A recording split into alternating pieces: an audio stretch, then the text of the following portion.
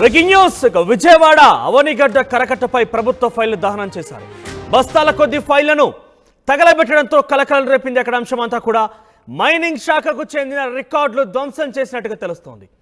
ఇక యనమల కుదురు కట్ట రోడ్డు వెంట రికార్డులు తగలబెట్టిన సిబ్బంది, స్థానికులు చూడడంతో కారులో పరారైన సిబ్బంది. ఇక మైనింగ్ శాఖకు చెందిన పేపర్లు, హార్డ్ డిస్కులు స్వాధీనం చేసుకున్నారు.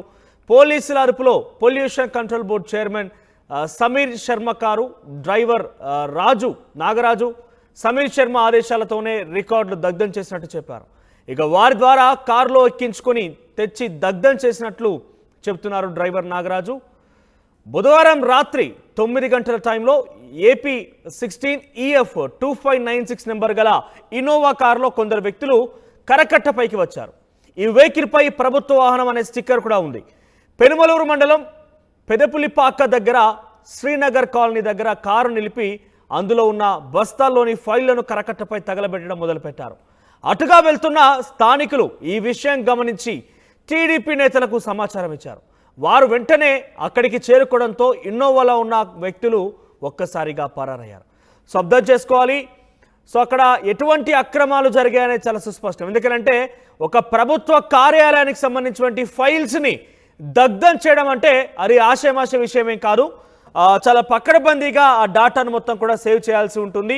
అది ఏ ప్రభుత్వం ఉన్నా, ఏ పార్టీ అధికారంలోకి వచ్చినా కూడా ఆ డాటా మాత్రం కంపల్సరీగా స్టోర్ చేయాల్సిన అవసరం ఉంటుంది. కానీ ఇక్కడ డెఫినెట్గా ఏదో ఒక అక్రమం జరిగింది కాబట్టే, ఏదో ఒక అవినీతికి పాల్పడ్డారు కాబట్టే, ఏదో ఒక అన్యాయానికి పాల్పడ్డారు కాబట్టే భయాందోళనకి ఇప్పటికే ప్రక్షాళన చేస్తున్నట్టుగా మనం చూస్తున్నాం.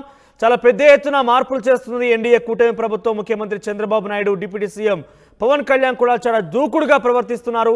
ఏకంగా ఆ అవినీతికి ఎక్కడ తావివ్వకుండా వాళ్ళు ముందు వరుసలో ముందుకెళ్తున్నారు. ఈ నేపథ్యంలోనే ఇటీవల కాలంలోనే మైనింగ్ శాఖకు సంబంధించి ఏదైతే రోడ్లు మరియు ఇసుక పాలసీ అంటే బేసిక్గా అది కూడా ఆకోకు చెందింది, మైనింగ్ పాలసీకి సంబంధించి చెందింది. సో ఇవన్నీ కూడా అందులోకి వస్తాయి కాబట్టి డెఫినెట్గా తమ అవినీతి అక్రమాలు బయటపడతాయని ఒక నెపంతోనే పెద్ద ఎత్తున ఒక అధికారి, సమీర్ అనే అధికారి ఈ యొక్క పన్నాగానికి పని తెలుస్తుంది. తన డ్రైవర్ నాగరాజ్ చేత ఇన్నోవాలో ఈ ఫైళ్లను మొత్తం కూడా అక్కడికి పంపించి, అదైతే ఆ కరకట్ట అంటే బేసిక్గా కొంత రాత్రి సమయంలో నిర్మానుష్యంగా ఉంటుంది.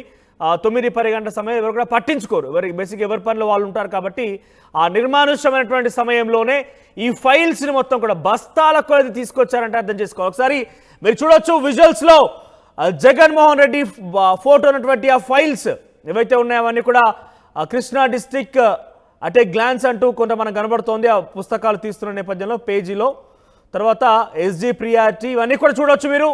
అవన్నీ కూడా పూర్తిగా ధ్వంసం చేసి, అగ్నికి ఆహుతి చేసి, అసలు ఆధారాలు లేకుండా చేసేటువంటి ప్రయత్నం ఆ అధికారి చేసి ఉంటాడు బహుశా. ఎందుకంటే తన అక్రమ అవినీతి ఆ విషయం మొత్తం కూడా బయట పొక్కుతుంది.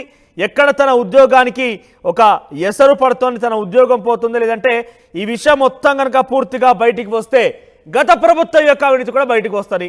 సో ఇది పూర్తిగా అధికారి ప్రమేయమేనా, లేదంటే గత ప్రభుత్వం యొక్క పన్నాగం కూడా ఇందులో ఉందో చూడాల్సిన అవసరం అయితే ఉంది. సో ఏదేమైనా కూడా పెద్ద ఎత్తున ఈ దీనికి సంబంధించినటువంటి ఘటన ఏదైతే జరిగిందో, ఈ దహనానికి సంబంధించి ఏదైతే పేపర్ని కాల్చివేసే సంబంధించిన అంశం జరిగిందో ఒక్కసారిగా ఆందోళన కలిగిస్తోంది. సో ఏదేమైనా కూడా ఈ విషయం పెద్ద ఎత్తున విచారణ చేయాల్సిన అవసరం అయితే ఉంటుంది. ఎందుకంటే అది పూర్తిగా అటు ప్రభుత్వానికి, ప్రజలకు సంబంధించిన అంశం.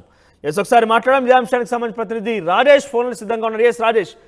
రాజేష్, ఒక ప్రభుత్వ కార్యాలయం ఉన్నటువంటి ఒక పేపర్స్, ఫైల్స్ బయటికి ఎలా వచ్చాయి? అంత ఈజీగా ఎటువంటి సెక్యూరిటీ అడ్డంకులు లేకుండానే అంత ఈజీగా ఎలా వచ్చాయి? ఆ సమయానికి ఆ బస్తాలుగా ఉన్నటువంటి ఫైల్స్ అక్కడికి ఏ రకంగా తీసుకెళ్ళగలిగారు? అది ఏ రకంగా పూర్తిగా కూడా అక్కడ అగ్నికి ఏదైతే తగలబెట్టడం జరిగిందో ఆ ఘటన జరిగింది.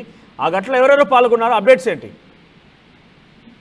ప్రస్తుతానికి pollution control board chairman Sameer Sharma car driver Nagaraj మాత్రమే అదుపులో దొరికాడు. అక్కడ స్థానికులు అతన్ని పట్టుకుంటే కొన్ని వివరాలు బయటకు వచ్చాయి. వాస్తవంగా మైనింగ్ లో భారీ స్కామ్ జరిగింది. ఇసుకతో పాటు ఇతర బాక్సైడ్ కానీ ఇతర తవ్వకాల విషయంలో భారీ ఎత్తున అవకతవకలు జరిగాయి వైసీపీ ప్రభుత్వంలో. అప్పుడు మంత్రిగా ఉన్నటువంటి పెద్దిరెడ్డి రామచంద్రారెడ్డి ఆయన ఆధ్వర్యంలోనే మైనింగ్ లో భారీ కుంభకోణాలు జరిగాయని ఆరోపణలు ఉన్నాయి.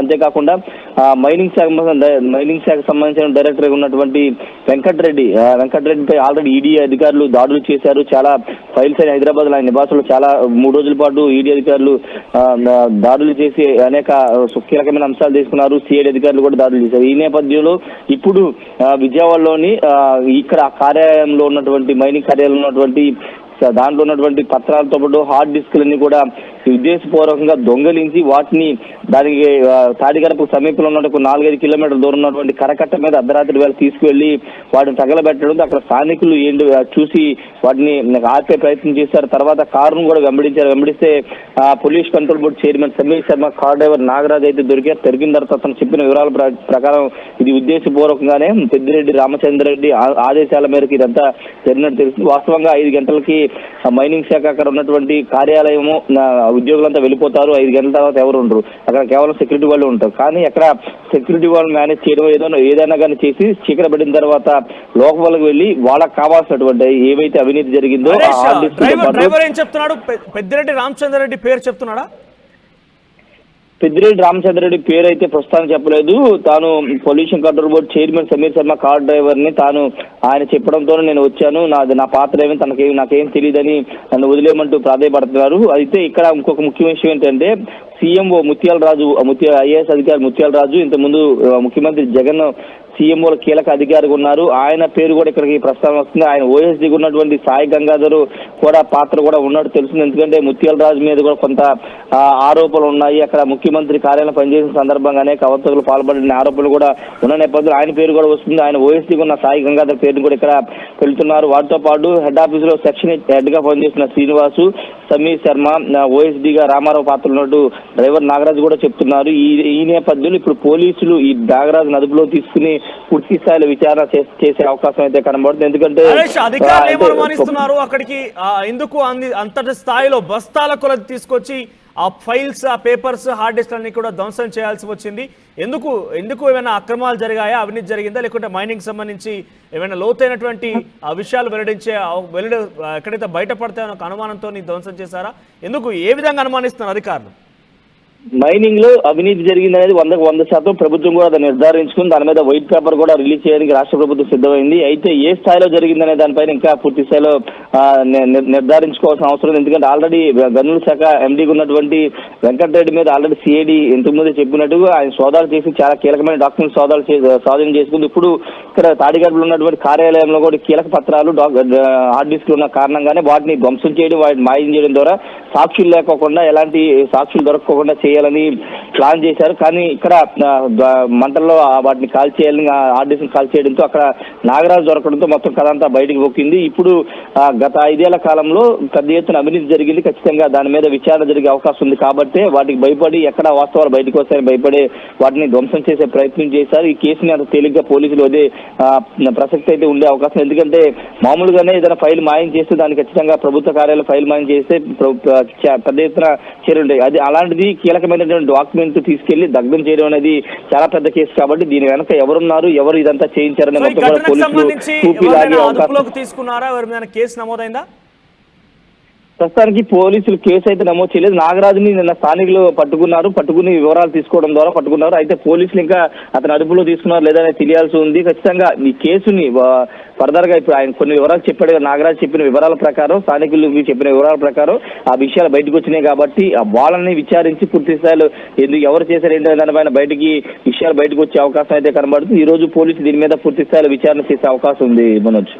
రైట్ రాజేష్. ఇక విజయవాడ అవనిగడ్డ కరకట్టపై ప్రభుత్వ ఫైళ్లను ఏ విధంగా ధ్వంసం చేశారు చూడాలి.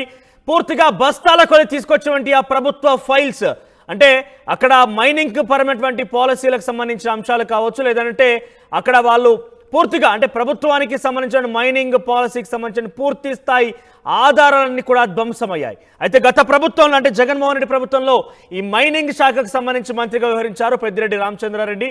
సో ప్రస్తుతం ఆయన తిరిగి ఎమ్మెల్యేగా ఎన్నికయ్యారు. ఇటీవల కాలంలో పవన్ కళ్యాణ్ ఆయనపై చాలా తీవ్ర ఆరోపణలు చేశారు. ఎర్రచందనాన్ని ఇట్టే బార్డర్ దాటించేయగలిగినటువంటి ఒక వ్యక్తి, అలవోకగా ఆయన బండ్లని వెహికల్స్ని పక్కదారి పట్టించేటువంటి వ్యక్తి పెద్దిరెడ్డి రామచంద్రారెడ్డి. ఎర్రచందన స్మగ్లర్ అంటూ కూడా ఆయనపై కొన్ని ఆరోపణలు చేస్తూ చెప్పడం జరిగింది. సో అది అటు మరొక ముందే ఒకసారిగా ఇటు ఈ ఘటన అంటే మైనింగ్ శాఖలో గత ప్రభుత్వంలో అవినీతి జరిగింది, అక్రమం జరిగిందని చాలా సుస్పష్టం. గత ప్రభుత్వం చేసినటువంటి అవినీతిని మొత్తాన్ని కూడా బట్టబయలు చేస్తాం, శ్వేతపత్రం రూపంలో అవినీతి అక్రమాలు మొత్తం కూడా వెలికితీస్తామంటూ ఈ ప్రభుత్వం కంకణం కట్టుకొని భీష్మించుకొని కూర్చుంది. ఈ నేపథ్యంలోనే తమ అవినీతి అక్రమాలు ఎక్కడ బయటపడతాయి అనుకున్నారేమో కానీ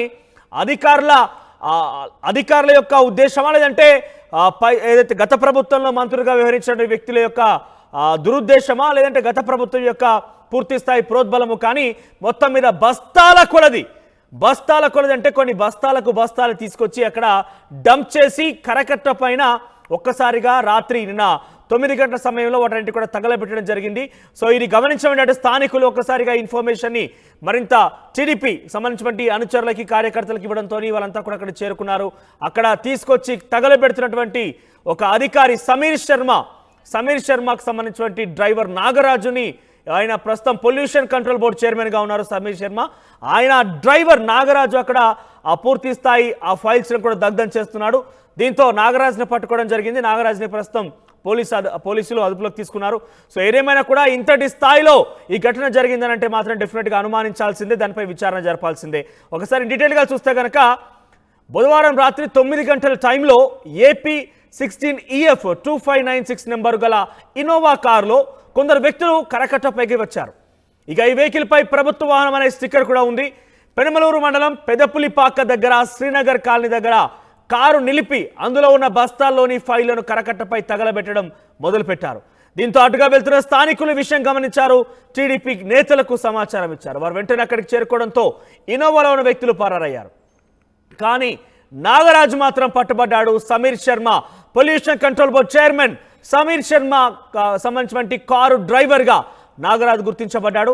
ఒకసారి మీరు చూడొచ్చు అక్కడ బస్తాల కొలది అక్కడ ఎట్లా డంప్ చేశారు. అదొక మనం చూస్తుంటే బేసిక్గా డంప్ యార్డ్ దర్శనం ఇస్తుంది. డంప్ యార్డ్ని మనం చూస్తున్నట్టు కనబడుతోంది. కానీ అవన్నీ కూడా ప్రభుత్వ ఫైళ్ళు, ప్రభుత్వానికి సంబంధించినటువంటి దస్తావేజులు, ప్రభుత్వానికి సంబంధించినటువంటి ఆధారాలు, డాటా అవన్నీ కూడా పూర్తిగా కాలిపోయాయి. డెఫినెట్గా ఎట్టి పరిస్థితుల్లో కూడా ప్రభుత్వం ఉపేక్షించకుండా వీటన్ని కూడా విచారణ చేయాల్సినటువంటి అవసరం అయితే కనబడుతోంది. సో ఏదేమైనా కూడా దానికి సంబంధించిన ఘటన పెద్ద ఎత్తున విచారణ జరగడం, దానికి సంబంధించి పూర్తి స్థాయి సమాచారం అయితే ప్రభుత్వ అధికారులు అసలు ఆ ఫైల్స్లో ఏమున్నాయి, అది ఇంకేదైనా ఆధారాలు ధ్వంసం చేయాలనుకున్నారా లేదంటే పూర్తిగా అనవసరమైనటువంటి ఫైల్స్, బేసిక్గా ప్రభుత్వ కార్యాలయాలు అనవసరమైనటువంటి ఫైల్స్ అనేది ఏది ఉండదు. ప్రతి పేపర్ కూడా ఒక A4 సైజ్ పేపర్, ఒక ₹3 పిన్, బాల్ పాయింట్ పెన్ కూడా ప్రతిదీ కూడా అది ప్రజలకు సంబంధించినటువంటి ఆస్తి, ప్రజల ఆస్తి, ప్రజలు ట్యాక్స్ ద్వారా పొందుపరిచినటువంటి ఆస్తి. సో అది అన్ని కూడా సేవ్ చేయాల్సి ఉంటుంది. ఎందుకు ధ్వంసం చేశారని మాత్రం అధికారులు పూర్తి నిశ్చితంగా విచారణ చేయాల్సిన అవసరం ఉంటుంది.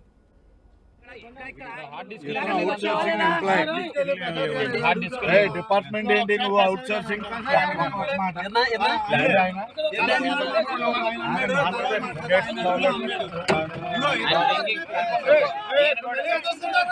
ఈయన కూడా డ్రింకింగ్ లో ఉన్నాడు.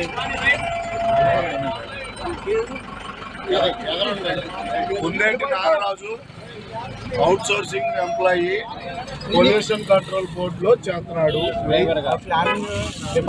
ప్లానింగ్ డిపార్ట్మెంట్ ఏం చేస్తుంటారు మీరు?